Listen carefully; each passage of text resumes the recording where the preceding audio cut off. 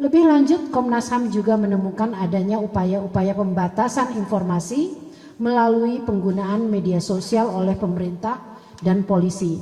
Hak kebebasan berserikat, berkumpul, dan mengeluarkan pendapat merupakan hak yang dijamin oleh Pasal 28E ayat 3 Undang-Undang 1945, Pasal 24 ayat 1 dan Pasal 25 Undang-Undang Hak Asasi Manusia, serta Undang-Undang Nomor 9 Tahun 98 tentang kemerdekaan menyampaikan pendapat di muka umum.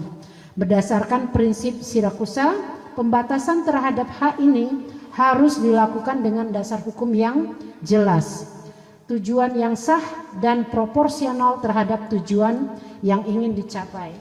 Ketiga, adanya dugaan kuat tindakan penangkapan sewenang-wenang dengan dalih pengamanan oleh kepolisian yang merupakan pembatasan kebebasan bergerak. Pada aksi unjuk rasa tertanggal 25 Agustus 2025, pihak kepolisian menangkap 351 orang, dan pada aksi unjuk rasa tertanggal 28 Agustus 2025, pihak kepolisian diduga menangkap 600 orang.